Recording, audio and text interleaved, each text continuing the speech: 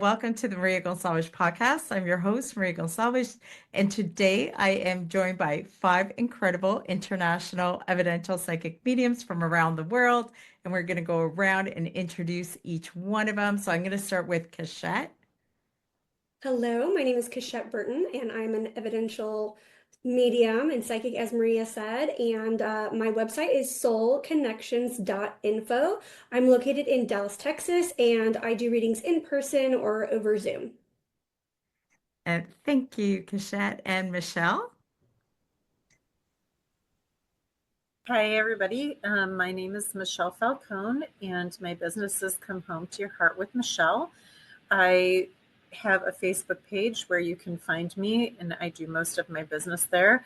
I do in-person mediumship gallery readings the last Friday of every month at Cleveland Urban Winery, and I'm also available for energy work or any sort of reading that you'd like, either online through Zoom or in person. And I am in Cleveland, Ohio. Thank you. And Dana. Hello, everyone. My name is Dana Louise, and I'm just absolutely rapt to be with these lovely ladies once again. It's always a joy to join with you ladies and have juicy conversation and discussion about the things that we're passionate with. You can find me on social media at Dana Louise She. I offer one-to-one workshops, platform, and healings.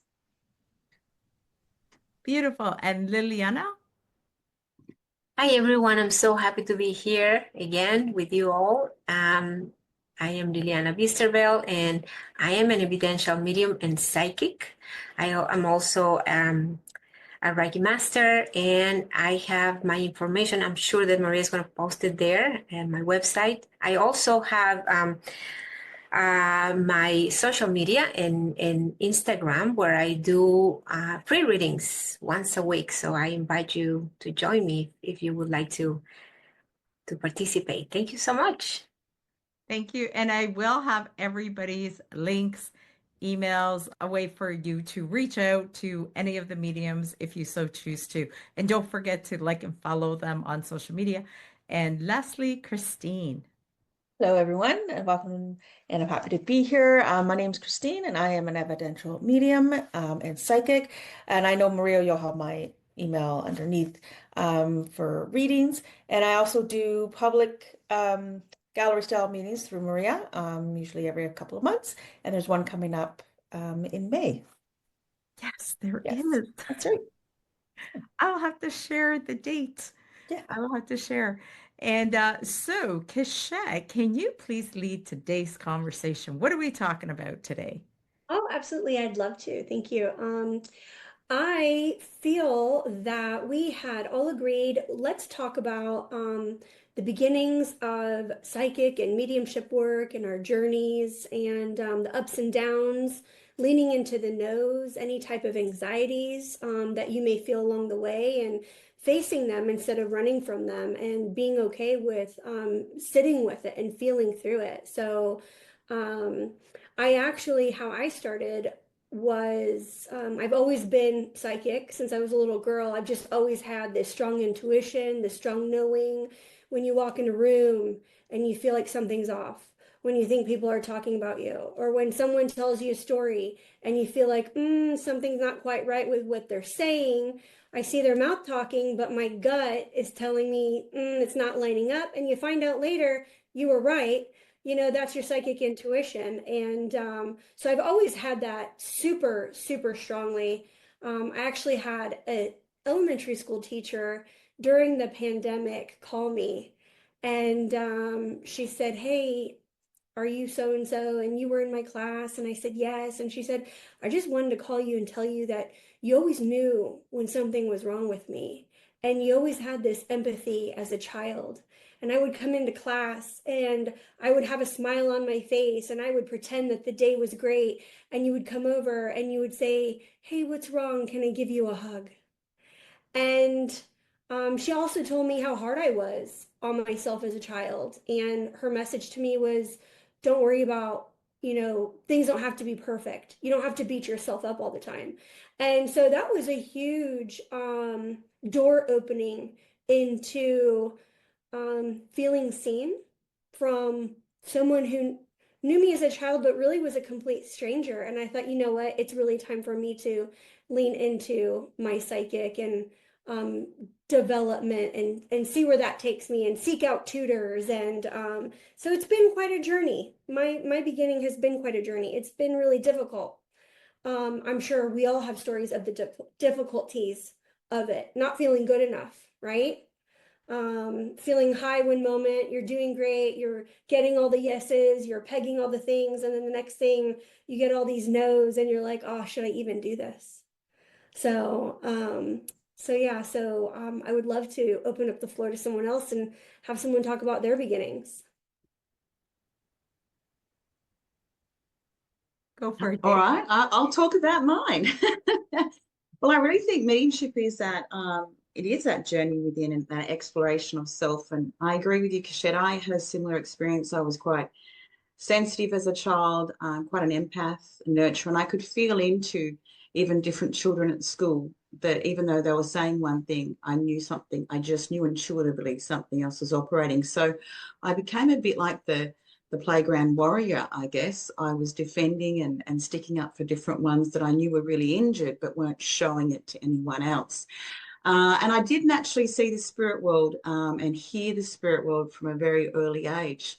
But that was kind of normalized in my household because lots of my siblings have had those experiences.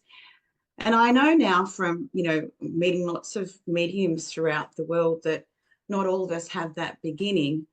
Some people fall into it through an illness or a grief experience. So I used to think that perhaps we were kind of crafted at birth. We came in with certain lights within our soul. And I still believe the spiritual medium is as such. However, there's always an opportunity for every soul to explore that faculty within their soul, irregardless whether they had those experiences when they were young or where their soul gets pulled at a certain point with that divine timing as that. And sometimes people don't even understand why all of a sudden they get this need to go on that spiritual journey or to explore and start to question life and what they think and truly feel about it. And for some people, that happens as they journey on in life and they start thinking, well, the bulk of my life's behind me now. Where am I headed to?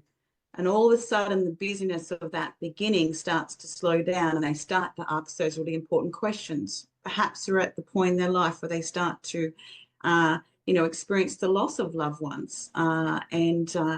And then they start to ruminate and think about things at a deeper level. So there's lots of opportunities. You don't have to come in with, as the experience with Kashette and myself, having that natural sensitivity.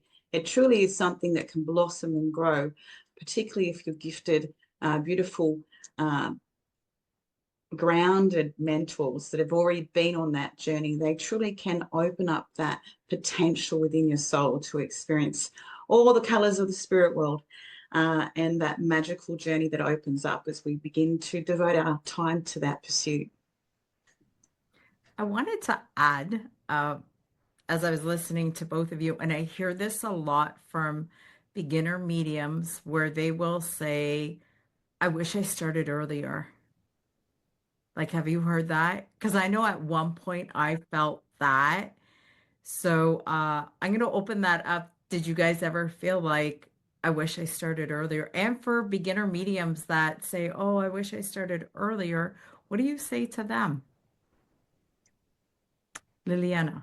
Yes, I can totally relate to that because even though as a child, I can tell now that I was surrounded by lots of experience and I didn't know what to do with it. I was that child that was very fearful, and I ended up with my mom's bed all the time. And they didn't know anything about that kind of thing, so it kind of got close. And then later in my life, I was already an adult. I started to, everything happens. I feel that when it's meant to happen, I had already experienced many things in my life, and I see that as no coincidence. It was going to help me in my journey as a medium. So, but I have asked myself a lot of the times, why? I mean, I had it all along. Why didn't I started earlier. I'm older, I'm sometimes really tired or whatever.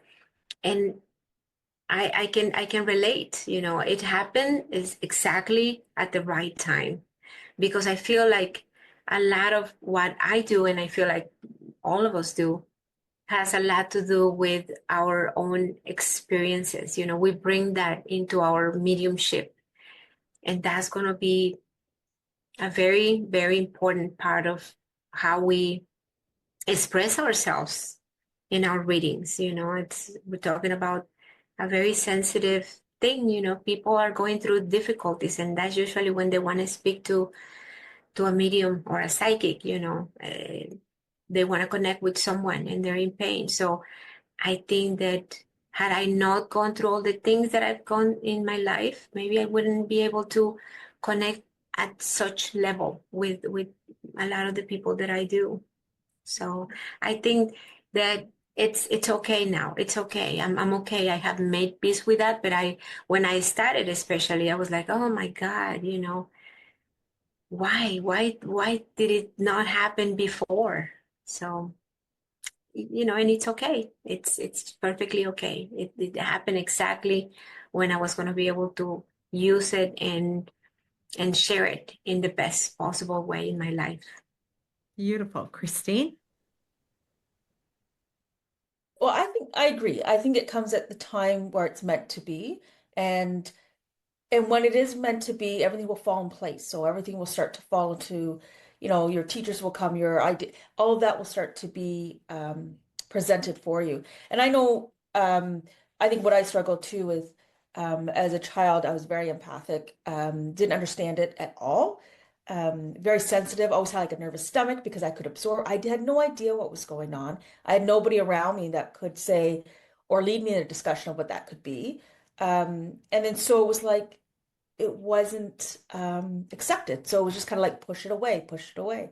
And if I ask questions, and I remember saying, is it normal to close your eyes and see people? They're like, no. And then it'll become like, ignore it. Then it made you feel weird. And then if you feel weird and uncomfortable, especially growing up, you're like, I'm going to choose not to talk. I'm not going to share. And so you push that away. And I think for me, it was a pushing it away for lots of reasons. Um, and then later on, as I got older, I had no choice but to pursue it because it was so strong. And it wasn't something I had to keep to myself because this is a service of spirit. So when spirit calls, we say yes, and the spirit's like, okay, let's go. And spirit is gentle enough with you that to have a good understanding is there's nothing to fear within it. So if you're called, you serve, and the things will be laid out for you. And that goes into the practicing of it, where we have to really go back to that foundation. So when we get nervous or we doubt or things aren't working out, or we're like, is this really true? And we're doubting all ourselves, is to really go back to the core with spirit and go, okay, like, got to recenter, reground. But I think growing up, there was nothing in my home, there was nothing around me that could ever give me a direction or peace. It was just that I was super sensitive. Oh, it's just her. Like I would get upset, but I wouldn't know why. I'd walk into a room and I would have to leave.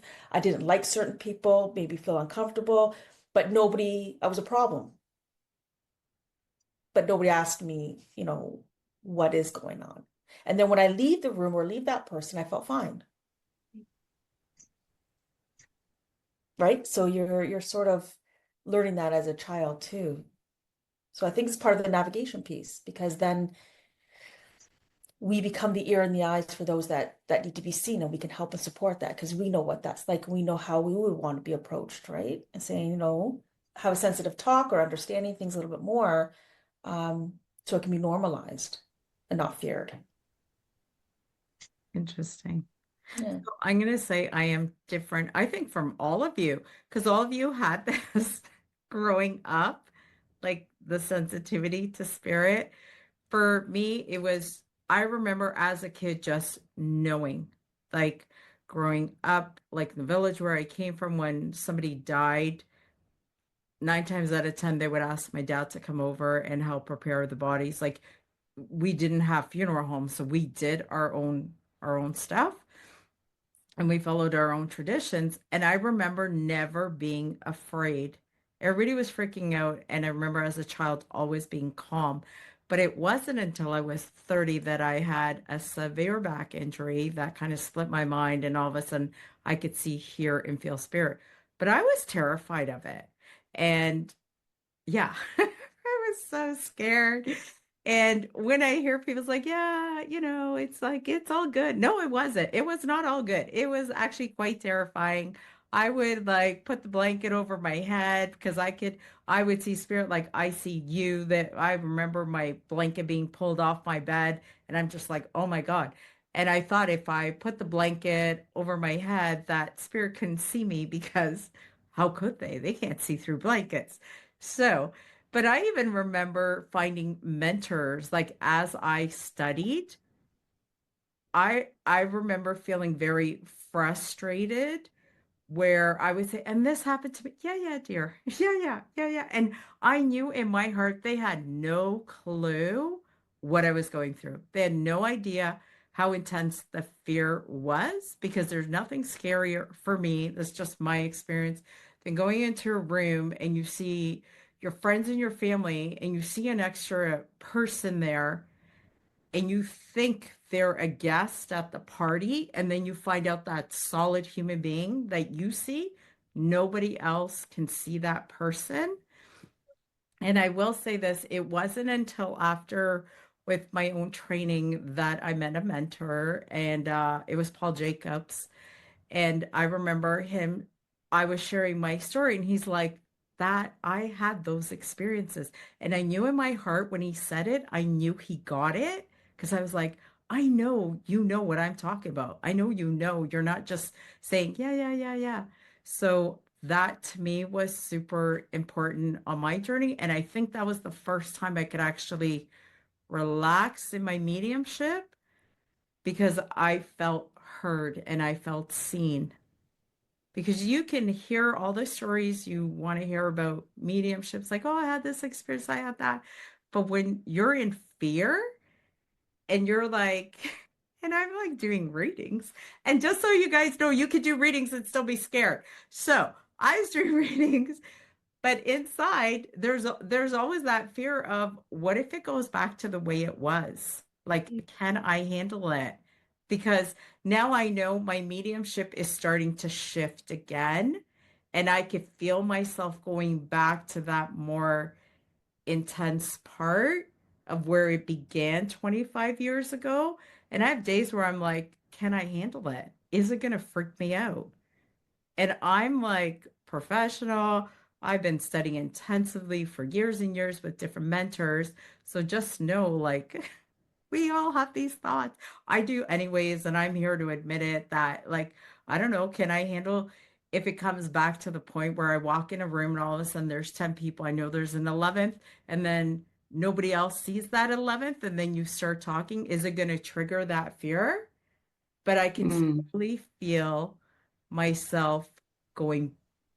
I don't know if it's going back or those abilities that I used to have that were so 3D, so tangible, they're coming Mm. back. And it's like they're coming back after 25 years. I will be Mm. I okay. can I can second that, Maria. But you know what I loved about what you were talking about, your father being called on. And see, once upon a time, the passing of a loved one was the responsibility of the family. As you said, there wasn't, the funeral parlors to take that and whisk the body away, or the hospital, scurries the family off and they deal with the body. The loved ones dealt with it. So you were in the face of that death and that passing, and it was very normalized. And I know when I had it, and I see it as a gift, if everyone got the opportunity to spend some time with the body of their loved one and to see them in that state of peace, that fear is removed. I was fortunate and blessed to be able to do the makeup and prepare both my grandmothers for viewing. And I had that hour, Yeah. and it was the most peaceful, beautiful, intimate gift to myself. And I talked to her the whole time, and I could feel her love. Interesting, funny enough, I'll tell you a story. my other grandmother, who wasn't a big believer on the other side, I've got to say this, I was curling her hair and she didn't wear makeup on if it was for formal situations, but she'd been quite ill, and I knew her sons were quite, not, they were worried about viewing the body, and I encouraged them to, because she did look, everyone looks 10 years younger, so serene in that state. And so I made this natural, and she was naturally a beautiful woman, but I was curling her hair and getting her ready. And as I'm about to finish up, she said, my hair's wrong. And I realized the photograph that I was looking at from years ago, it was reversed because it was a photograph and her part was on the wrong side. So I had I had to go back and refix it. And then it was like, okay, I'm fine. But I lost that fear of Yeah. death. I lost it because I sat with, I knew that my grandmothers were still there. I could feel them in the room. I can feel them beside them. Yeah. And then I had just this body. So you know that they're no longer in the body. Yeah. That was a gift to me. So it's, you know, times have changed. We don't have that care of laying the body out on the farm table, you know, miles from town, and the pennies on the eyes and all the things that were done as a ritual that love. But yeah, that's really a gift. And I find it very interesting you grew up in a community where that was still practiced. Even like after my dad passed away at the nursing home, I'm going to stay here. I'm going to get him ready. I'm going to wait for the funeral home. But I felt such peace. But I think for Yeah. me, it's dead people after they're dead showing up as real physical bodies is kind of like, what? So does anybody else want to share stories with our listeners? And I love the fear stories because they're good. They're good sharing those fear stories because I know somebody out there is going through the same experience and maybe they can relate to your story. So I have a question, Dana. Were you already a medium when you did your grandmother's hair and makeup and prepared her? So as I said, I'd seen and heard spirit world as a young child, but then you move Okay, on with okay. life, you kind of shut that down. Sensitivity, yes, sometimes I just knew some things, but I had no self-awareness of I'm a medium. But it was just this movement and this overwhelming knowing, and I could hear her talking to me, but no, and I didn't even stop to think, oh, what's going on? Am I a medium? It was just part of my nature. I Hmm. think I didn't have a title, I didn't have formal training. I wasn't even thinking that it was a thing. I kind of grew up thinking that everyone would have had some connection with those on the other side because that had been my natural beginning, I guess. Hmm. So I have a different experience with a body. So my best friend passed away in 2016, and in 2017 I felt the need to go see a medium. But going back to her passing, it was the first body I had ever seen. And I come from a Jewish background where you don't do viewings. You do a ceremonial wrapping, like the rabbi does it. Like there's special people that do it. So you don't do an open casket or anything. So my first experience was my best friend, and um, her niece was a friend of mine who was also a makeup artist. So I'm a makeup artist. She was also a makeup artist. And she said, I'm going to prepare Misty's body. Would you like to join me? And I said, absolutely. I would like to join you. I had no idea what I was going to walk into, but I felt like this overwhelming, I wanted time with her still. Even though I knew she was gone, I wanted to do something loving for her. And so her niece did her makeup. I painted her nails. And it was so funny because her hair person, my best friend was African American, and her hair person had done her weave. It was like a sew-in. And we could see glue and all this kind of stuff that would just, we were like, no, we can't let her be seen like this. We got to fix this up. We got to do this right, but it wasn't necessarily peaceful for me. It was more like a loving gift I wanted to give her. Um, Mm. because I kind of just kept hoping that she would wake up because Mm. my grief, it was the biggest grief I had ever felt before. Mm. Um, So fast forward a year later, I wanted to see a medium, and it's the first medium I'd ever seen. And she came through, my stepdad came through, a bunch of loved ones came through. My stepdad said to the medium, she goes, this is funny. He's telling me you should be the medium. Have you ever thought about being a medium? And I was like, no, talk to dead people? Hell no. Why would I do that? Like, that was going through my mind because I didn't understand it on that level. I only understood like the psychic faculty, feeling the soul, the empathy, the knowing. And then once I trained in my psychic faculty and felt comfortable with um, feeling the soul and going through grief and going back to, I wish I had started earlier. Yes, going back to Maria, your question, wishing I had started earlier, but I knew that I needed to go through grief, deep grief, powerful life lessons, empathy, kindness, an inward knowing of self, so many learning to love myself, so many different chapters and walks of life before I could step into that space. And so I had to talk with God, and I said, God, if I'm meant to be the medium, if that is part of my purpose in life, because I knew I had another purpose besides being a makeup artist and a great friend and all that kind of stuff. I said, if I am meant to be the medium and that is part of my journey, I will be ready when you feel I'm ready. And I was on a practice session with someone over Zoom, and I thought I was about to do a psychic reading. And all of a sudden I felt this like warm, soft approach. And I went, oh my gosh, I think I'm about to do a mediumship reading. But I'll tell you what, if I hadn't had the confidence in my psychic faculty foundation, I wouldn't have really known what to do or how to go about it for me, because I felt so much pressure to do justice. This person in spirit who couldn't actually talk back, I felt so much pressure to want to get it right. And the lady who I was doing the Zoom practice with, she was so kind. She said, I said, so and so, I think I have your grandmother here. And she said, oh yes, she loves to help. Go ahead.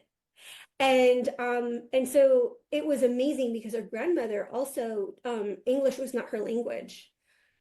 She spoke another language. And then that was my first lesson also, that love is love and energy is energy. And it doesn't matter in spirit what language you speak. You can speak to anybody because it's that love, it's those pictures they give, it's that sensation they feel. And so I had a very gentle beginning, into my mediumship. So I don't know, I feel like I went on a tangent there, but similar but different experiences. Yeah. Interesting. Michelle, we haven't heard from you. I'm interested in your journey, your beginnings. Well, it's interesting. I'm listening to you guys talk about bodies, and to this day, I'm completely not interested in being around dead bodies. I'd rather not. And it doesn't have a lot to do with my mediumship. It's just I don't know where that comes from. It's just a personal preference. It's almost like I know that person's not in there anymore, so it doesn't hold any interest for me. But I'm going to say that I, as a child, just like many of us here today, I had these abilities as a child, and I realized that they made me very different. And so I didn't want to be different. As a child, the biggest thing is like to try to fit in, to have friends, to be part of the group. And it just never happened that way. I ended up being very drawn to the people in school that were kind of not really accepted. They weren't part of the popular crowd. Those were the people that I gravitated toward. And even now in my life, I'm like, I think, Cachette, you said that your teacher would say, you'd always come up to her and say, is everything okay? I feel like we tend, as a community, to draw people that could use some comfort and some reassurance. And I think in order to give that truly and very deeply, we all have to have gone through our own experiences, and we all have to have healed, so that when we receive messages from loved ones, especially too maybe loved ones that the sitter doesn't necessarily want to hear from because it was a traumatic relationship, and I always encourage my sitters to, if that person would come through, just to take a deep breath. And if they're open to allowing that, to allow that, because it's almost always, I've never had a situation where it was anything other than a deep apology and some insight into what transpired, what was going on for that person on the other side. And it brings healing and peace for the person that's receiving the message. But I almost needed to go through similar things myself so I could understand the language, and I would understand the images that I'm getting, and I can understand the feeling because I've had that feeling too. So I think many times, to speak to Maria, your question, like, do you feel, sometimes we feel, should we have done it sooner? I'm going to agree with the ladies here that it happens, and like Liliana said, it happens when it's meant to happen, and it's when you're ready, and it's when, you know, when you're open to finding it. And then, Maria, like you said, your mentor shows up, someone who can relate to you shows up, or you go to a fair and you talk to somebody who gets you, or you see, you know, or you listen to a podcast like this and you feel connected to one of us, and you connect with one of us and you say, hey, you know, I heard you on this podcast and I've been having these experiences. I don't know what to do with them, you know, and the support shows up. I feel like the support shows up. So, but in terms of like being nervous, I will say to this day, if I'm reading for somebody and some really weird like message comes in, something really out there, you know, like one day I was reading and I just saw cows everywhere. And I'm like, okay, what's with cows? And I just turned around and looked at this couple because I knew it was for them. I said, what's with the cows? And they started laughing and they're like, we collect cows. And it was, you know, something that they did, which to me, like, I'm not sure what that message means. I think we walk in faith and we just start talking and saying what we're getting, and we see where it's going to go. And it's also, you know, a faith walk to really trust that you're being supported from the other side, that, you know, the messages are going to make sense. Even if somebody says no, it really, you know, I had a reading one time where it was a test. It was a test reading. I did not know that at the time, but a woman sat across from me and she was a psychic medium, and I did not know that. And I was bringing her sister through, and her sister was telling me how she was very psychic, how she received messages. And she said, no, that's not me. I don't do that. I don't really talk to spirit very much. And she kept on telling me no. And I was like, okay, well, this is the message I'm receiving. So I have to give you what I'm getting. I'm, you know, I'm not making it up. And then at the end of the whole reading, I find out that she channeled an entire book with her sister. Yet the whole time she's telling me no, that she doesn't talk to spirit. So I feel like it's also developing trust in self and knowing that you're receiving these messages, spirit is supporting you, and regardless of what you're giving to that other person, maybe it makes sense to them later on the road. Maybe it's something that's going to happen in the future that they're unaware of. I mean, have you guys ever had that experience where you're talking to somebody and they're like, no, no, no, no, no? No, but I think that's the nemesis of every beginning medium, isn't it? When you get the no, you kind of freeze and think, well, it must all be wrong. It just reminds me when you were talking of the words, I did a mentorship I was fortunate enough to do a mentorship with Mavis Patilla a few years back. And she would always say, yes is a little sweetie. No is the bitter pill you must swallow. Ignore the no's and go on. And I think if you go into every connection, particularly when you're beginning, as an experiment, just that openness and that trust. And so, okay, you're saying no to that. I'm just going to put that aside and I'm going to move on. And so it's just that ebb and flow of giving, releasing, and not hanging and grabbing that one no. Because as soon as you do that, your mind will grab it and it won't let go. Or you'll feel that frustration. And, you know, as you move along, you can take the no, rework the evidence and get the yes.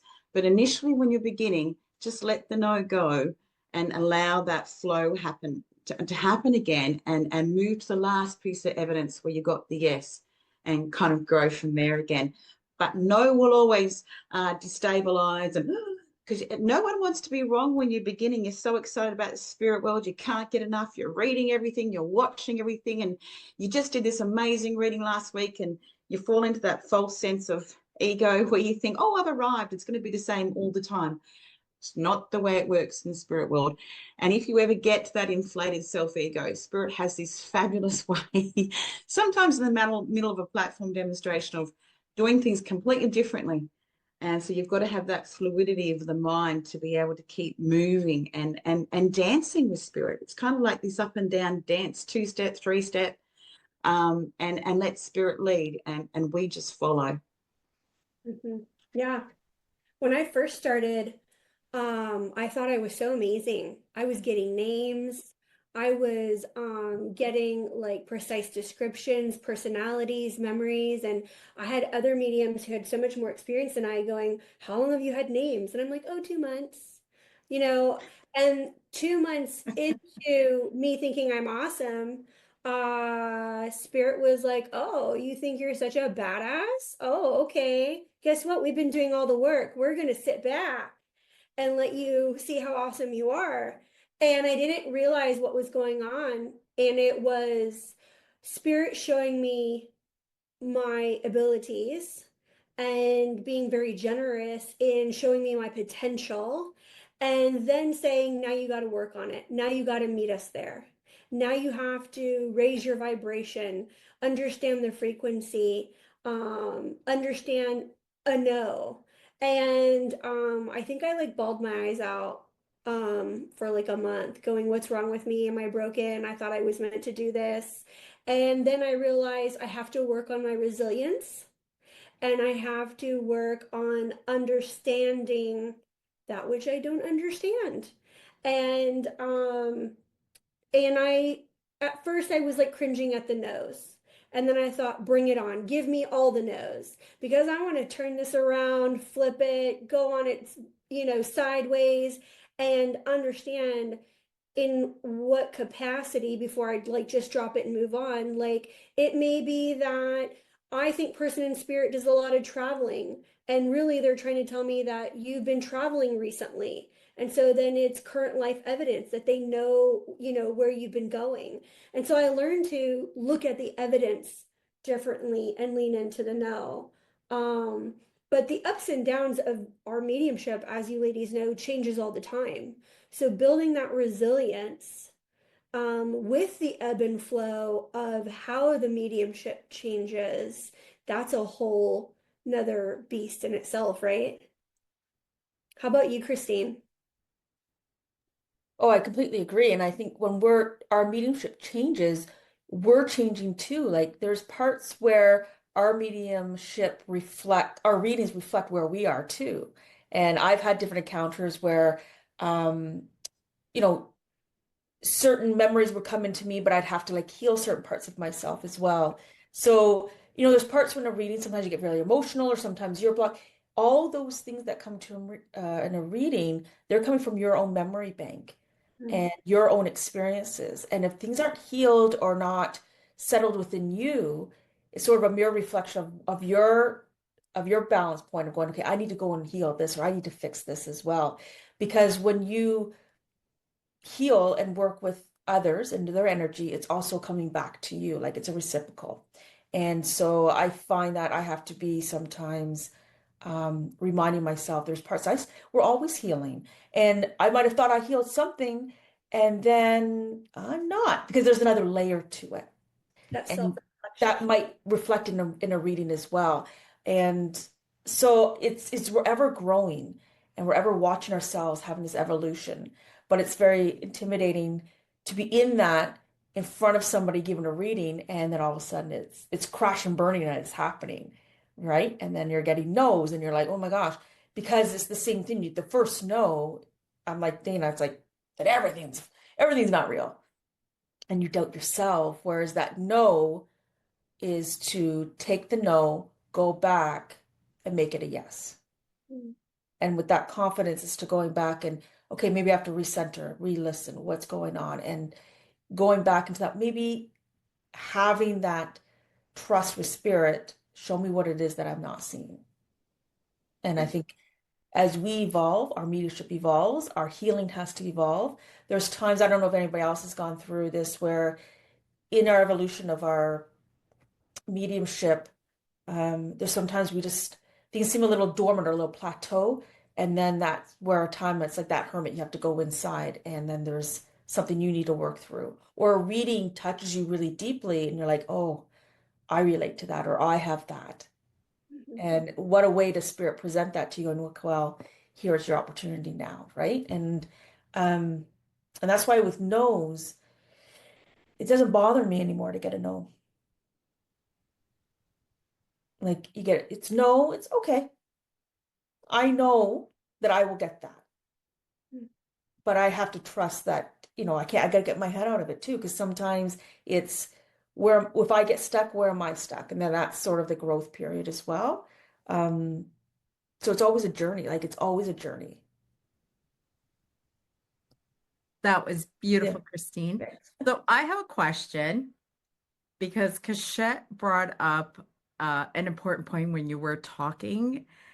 And I just want everybody's opinion on this because I know a lot of developing mediums are wondering, and you mentioned talking to God.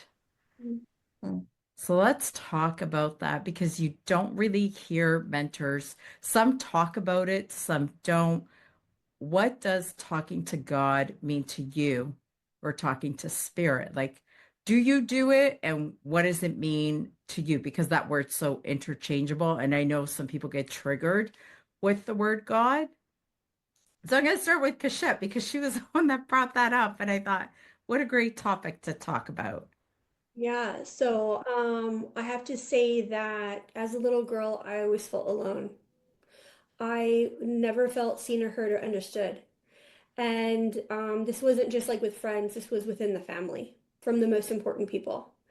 And the interesting thing is, although I wasn't receiving that, uh, what I thought, love, companionship, understanding, being seen or heard from the people that were around me in the living, I never felt alone within. I always felt some type of push of warmth or love, or companionship from a higher power. So I never really questioned on that level, is there a God? Is there, in, say, Jewish terms, Hashem? And, there's like so many different names for our divine creator. And so that is the one constant that I've always been able to lean on, knowing that it is just pure love and a pushing in life within me when things have been difficult.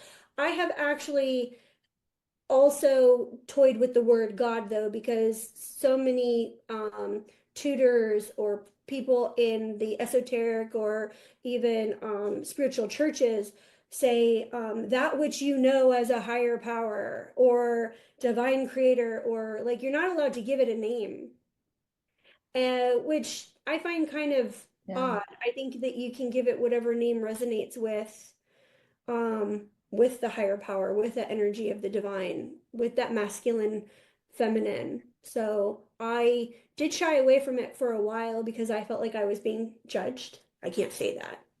But no, I believe in God. I believe in a higher power, and um it's what has got me through so many things. And I don't think that we could do this work without that connection of our higher power, of our creator. I will say I belong to a spiritual church, and the one thing that I love about there is they always say the God of your understanding. So it's that inclusivity of what does God mean to you? Whatever that word is for you is okay. And there's so much relief and love and acceptance with that. Yeah. So going around, Christine, going around the circle. The name God, like I'm raised Roman Catholic, so God is the name you give. But I think that even evolves. Like, your child is like that old man in the sky that's going to judge everything you do, and then it kind of evolves from that, where um, God is the center of creation. He's the center of being. Um, and for me, God is just an energy source of great, intense love, something beyond we can even have words for. Um, and that for me, it's like it's light. And so when we hear, I made you in the image, when God says, I made you in my image, he made us in the image of love and light. Yeah. So that's how I see that. We are all love and light, and God is love and light. So, but it's so interesting that that's another topic probably, is how God is always assumed in a male. Mm. And that can be very triggering. And I don't see it as gender, but it's so quickly. So when we say God, we automatically, I think, sorry, I'm going to say it for myself, it's an assumption that it's a male, but it's not for me. But that can be a very triggering word. And so it's very hard, not hard, sorry, I will take that back. There's challenges when we're doing readings that we don't want to say God because we don't know if that's appropriate for that person. So I think the God or the creator of your understanding is so much more gentler and inclusive. But for me, the name God, knowing that attached to him something male, I struggled with. And the dominance, like the Old Testament God, right? I struggle with that. So I had to come to my own, but it's love and light. Beyond we don't have vocabulary to even comprehend what that is. But that's where we're all going to go to. I think it's interesting you say that because I have a little bit of a different take on that somewhat. And actually, just as you were talking, I actually had to think, I have this love of, an acceptance of a power that be divine love that exists beyond myself. But when I converse with God, because I do talk to God, what is the essence of this concept that I'm talking to? Because humans have this narrative and this need to create an avatar.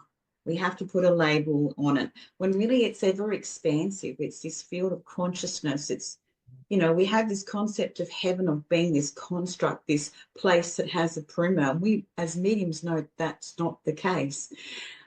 So for me, it's like going back to God is going back to this expansiveness of love, that movement that is always celebrating, accepting, building, nurturing, growing, so that we become more of our true nature. So I think God is truly the fullest potential of all, the expression of love. And it's less of a perimeter-bound being as a need to see it as a human, but more of a state of feeling, or I guess a collection of consciousness. We're all aspects of that going back to God. We're all aspects of God. We all have that divinity within us. We belong to that collective attraction of souls that are held in that field of love. But it's very normal that, and I would rather someone believe in the concept of God, of being that man as a young child growing up, sitting on the cloud, granting all these wishes and forgiving our sins, than not believe at all. Yeah. Because the gift that believing in that higher power and that divinity of love, the grace that it gives you through life, and the hope that it gives you that life goes on, that we are returning to that fullness of that love, it does make for an easier passage through difficult times. So I guess I see my God as a loving God, a forgiving God, a place of acceptance and fullness, and something that I don't fear death. I don't like the idea of the struggle prior to death, but the concept of dying to me is a release and a freedom. And I guess some of us as mediums would have felt that lift off, that freedom that the soul experiences. Or perhaps we're in the room as a loved one dies and you feel that peace or that elevation that happens as a result. So God, it's that universal term we have for it's, duality of that, a complex idea, but at the same time, if we pair it back to the simplicity of the experience of expanded love, then it's easier for us to conceptualize and make peace with.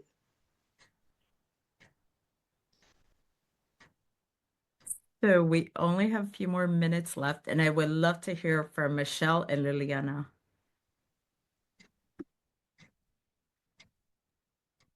Okay. Yes, I was thinking about that, and I'm thinking, I always had a higher power, let's just say, which I grew up in a certain religion. I grew up Catholic, so we have this image. But as I've continued my journey, I feel now that it's this energy of, like it was mentioned, pure unconditional love, and it's an energy that has feminine and masculine to it. I also feel that when it comes to my mediumship, there are the guides that are here, always helping me. And they are, under this all higher power. And so I feel like there is so much more about this whole concept that I can imagine. It has gradually transformed.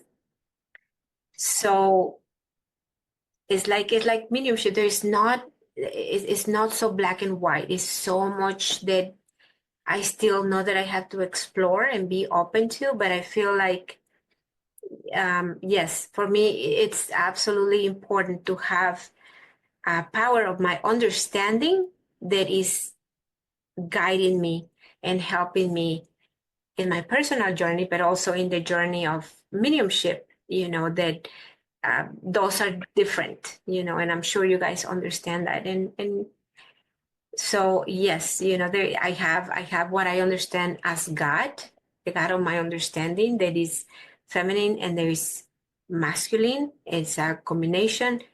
And then there is the other energies that are here to help me and everyone. And when I'm doing a reading, those other energies that are here for those people that are receiving are also helping in what's going to happen, what's going to be said. And I just have to say really quickly, because I want to hear from Michelle. Practice, practice, practice. All that stuff that comes with the nos and this and that. I feel like it's never enough, continuing the practice and more practice, and I feel it's very important for me that I practice a whole lot before I started going into the professional arena. Before I started charging, I wanted to have a lot of practice so that my confidence when I have enough, because I still, when I get a no, even now, I still get concerned. I still want to go there and understand what's happening. But the feelings that I have are not the same as when I was first doing it, when it was a crushing thing. Because there's many things that can happen, and with practice, that gets strengthened, and there's more confidence and more peace with whatever happens in a reading. It could be so many things. It could be me, it could be the person that is getting the reading, who knows? So thank you. And Michelle. So I'm going to relate to Christine with this, that I was raised Roman Catholic, and one of the very first things I remember about being in church, because my parents went every single weekend, was hearing the priest in front of the church saying, like, everybody's a sinner and everybody's going to hell unless we, do our penance and we give money to the church and everything like that. And I just thought, That's a lie. And so I just didn't, I stopped listening. I did go to PSR throughout my whole life, and I, did all my sacraments and everything like that. So when you use the word God, in my upbringing, that was something to fear and be concerned about, and you better behave, and or bad things are going to happen. And it was portrayed as a masculine energy. So as my mediumship has evolved, I don't use that word anymore, because to me, we are speaking about the language of learning. Mediumship is learning the language of creation energy, learning how to communicate with creation, whether the creation was energy in a person, energy in a pet, whatever it happens to be. We're learning that language, and it contains everything, the language of creation energy. So when I do my readings, I always connect with creation energy and messages of love and healing. And that's, to me, what connects all of us. And that's, energy can't be created or destroyed. Energy animates our body. When the vehicle can no longer hold that energy, the energy exits the body. You can see the body is no longer animated. Where does the energy go? Well, it can't be created or destroyed. It's still here, and it holds information. So when you'd like to communicate with the energy that inhabited that body, it's gone back to the all that is. And when Dana was talking about that feeling of peace, I feel like that's the body relaxing and releasing that energy back to creation, back to the all there is. And if we want to communicate with that, we can call that energy by name, and you can communicate with it once you learn the language of energy. And I believe that is the divine, and that's what we're speaking with every time that we do. Well, I shouldn't say not for everyone, but when that is your intention to speak with the divine, which I highly suggest, if somebody's going to get a reading, they connect with somebody who wants to speak to the divine. It's tuning into the energy of everlasting life, and that's what that means. Energy can't be created or destroyed. And to me, that's what we're communicating with on the very highest level when you're wanting to receive messages of love and healing, which I believe is what everybody here does. Thank you, Michelle. So I want to say thank you to everybody for joining us. Thank you to those that are watching this on YouTube. Comment below. Let us know if any of the mediums that you're listening to, if their story connects with you. Maybe it's relatable. Maybe you've had the same experiences or the same questions. Thank you so much. And then the most important thing at the end of the day is just believe in yourself. Be kind, one step at a time. And if you feel drawn to this work, then listen to the whispers of your soul and keep going. Don't quit. Don't quit. All right. Goodbye, everybody. Take care. Bye. Bye, everyone.